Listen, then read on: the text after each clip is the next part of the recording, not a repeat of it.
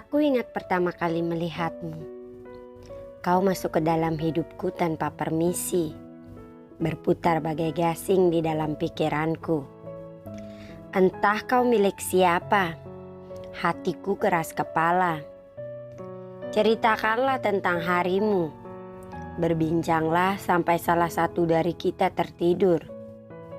Aku tidak akan bosan dengan semua yang kau ketik. Betapa sering aku menduga-duga, adakah kode yang tersirat dalam kolom chat kita. Aku tidak mau berdrama, tapi aku tidak bisa mengeluarkanmu dari kepala. Aku tergila-gila hingga tak tahu lagi mesti berbuat apa. Ini semacam hasrat purba yang lebih tua dari manusia. Jika kau percaya akan jodoh, mungkin ini adalah contohnya. Dan aku tidak berbicara perihal parasmu atau apa yang engkau punya. Ada sesuatu tentangmu yang membuatku merasa baik-baik saja. Entah apa.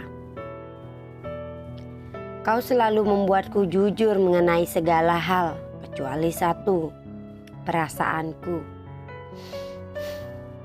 Andai saja aku mampu memberitahumu. Tapi aku terlalu takut akan reaksimu yang tidak sesuai dengan imajinasiku selama ini. Bukankah fiksi lebih meninabobokan dibandingkan kenyataan? Bukankah kita adalah dua orang yang terlanjur menikmati berkubang dalam zona pertemanan? Tubuh kita berlumur harapan palsu. Tanganku menggapai-gapai mencari jalan keluar, sementara tanganmu mencegahku kemana-mana. Tunggu sebentar. Izinkan aku keluar dari zona pertemanan kita untuk sejenak. Akan kutunjukkan padamu sebuah gerbang menuju dunia paralel. Mari ikut aku ke sana. Di dunia paralel, aku tidak perlu lagi repot-repot menyatakan apapun. Kau akan setuju untuk bersanding denganku tanpa perlu ada serentetan peristiwa yang membuat kita semakin pelik. Aku akan menjadi bumi untuk mentarimu, lirik untuk lagumu, hujan untuk bungamu. Di dunia paralel keadaan akan jauh berbeda.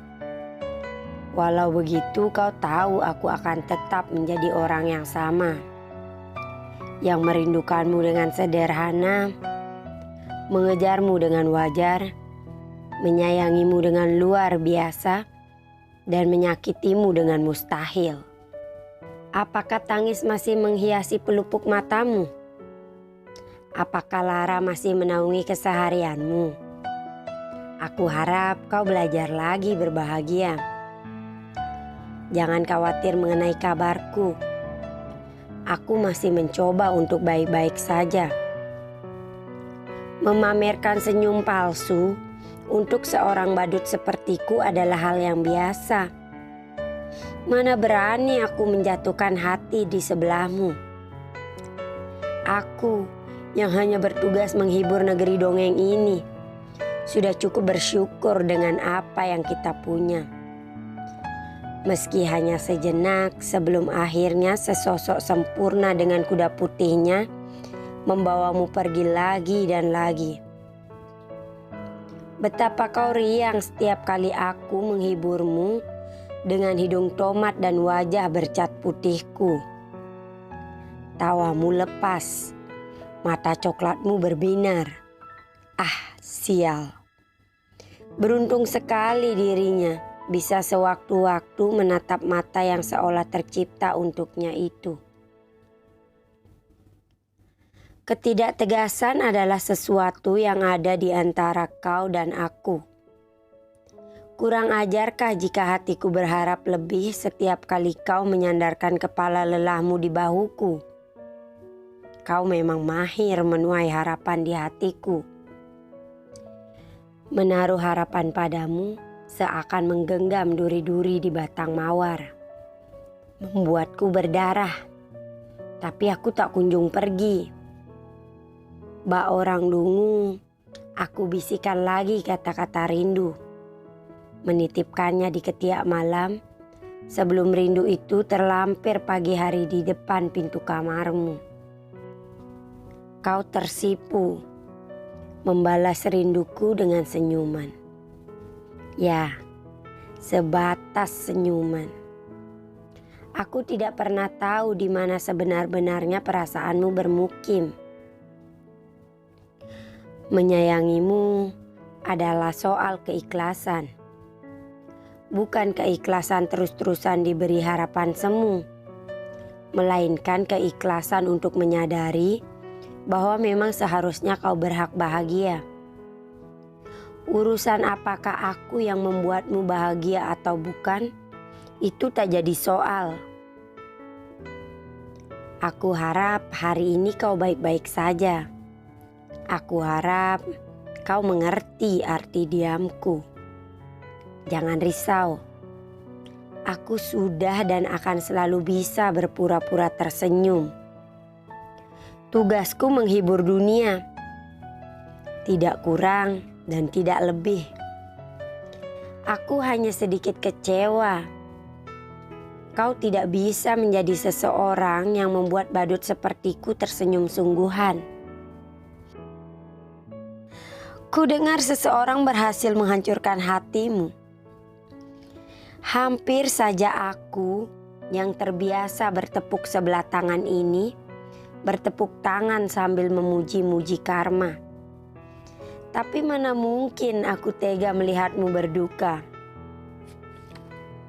Orang bodoh macam apa yang membiarkanmu terluka?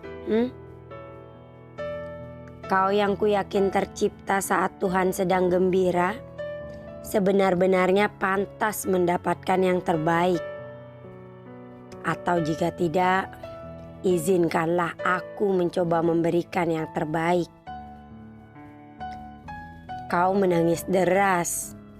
Katamu, ia pergi meninggalkanmu kedinginan di ujung bumi. Bahkan di saat seperti ini, kau masih berusaha tegar. Kita sama.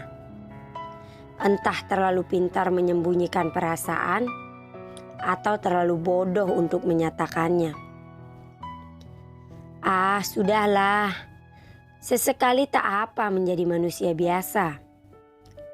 Wajar untuk terluka, untuk membutuhkan tempat bersandar, untuk tidak baik-baik saja. Bahkan orang terkuat di muka bumi pun pernah berkabung. Sembuh itu butuh waktu, bukan paksaan. Saat semua berjalan tidak semestinya, kita bisa mengangkat tangan untuk menyerah atau mengangkat tangan untuk berdoa. Kuharap kau memilih yang kedua. Ayolah, hentikan isakanmu. Apa harus memprioritaskan orang yang hanya menjadikanmu pilihan? Hei, kau bukan pilihan ganda. Dia bukan jawaban. Dan hidup kalian bukan kertas ujian. Bukan rejeki dia, tapi rejekimu untuk kelak dapat seseorang yang bisa memprioritaskanmu. Yang tidak punya hati jangan dimasukkan dalam hati. Yang tidak punya perasaan, jangan dibawa perasaan. Yang main-main tidak perlu dianggap serius. Kalau kau sedang rapuh, simpan sejenak hatimu. Biarkan proses dalam waktu menyembuhkan. Perasaan memang tidak bisa diburu-buru. Tapi juga jangan berlama-lama meratapi seseorang yang tidak bisa menghargaimu. Dekatkanlah dirimu pada orang-orang yang membuatmu bahagia. Merekalah yang harus kau jaga. Yang lainnya hanya menumpang lewat. Jadi, sebelum menoleh lagi ke belakang, pastikan kau lihat seseorang yang menantimu di depan. Mengenang masa lalu bukan berarti harus mengulang. Kalau dia tidak bisa menghargai kesempatan baik yang kau beri, Beri dirimu sendiri kesempatan untuk mendapatkan kisah yang lebih baik. Karena yang benar-benar peduli akan menghentikan air matamu jatuh, bukan membuat air matamu jatuh. Ketahuilah, beberapa tangan melepas genggamannya saat hidupmu bertambah sulit, agar tanganmu kosong dan bisa digenggam oleh seseorang yang takkan pernah melepaskanmu. Aku selalu menganggap rela menunggu seseorang itu tidak berarti bodoh. Itu hanya berarti teguh pendirian. Karena sekuat apapun kita menyangkal sesuatu yang dikatakan oleh hati, sekuat itu pula hati akan berusaha mendesak. Mungkin karena itulah aku tidak bisa meninggalkanmu sendirian. Meski dengan biadabnya, kau bertingkah seolah aku adalah buku harian yang cuma kau isi dengan keluh kesahmu tanpa perlu kau tanyakan bagaimana perasaanku. Kemudian kau mencari penghilang rasa sakit untuk meredakan hari-harimu yang suram. Aku pun dengan sukarela menjadi pemeran pengganti untuk meredakan malam-malammu yang muram. Aku yang mendengarkanmu sampai jam 1 pagi adalah aku yang kau nafikan lagi dan lagi. Kau yang masih tenggelam dalam kenangan adalah apa yang ingin ku selamatkan. Celakanya, aku malah ikut terbenam dalam skenario yang kau ciptakan. Dan kita menjadi terbiasa untuk berpura-pura tertawa. Padahal kau dan aku tahu, aku mendambakanmu yang mendambakannya. Sampai kapan kita harus begini?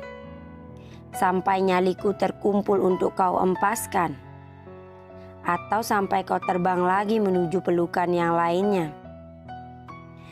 Ternyata menjadi juara kedua itu sama saja dengan berpacaran dengan seseorang yang tidak pernah ada secara nyata.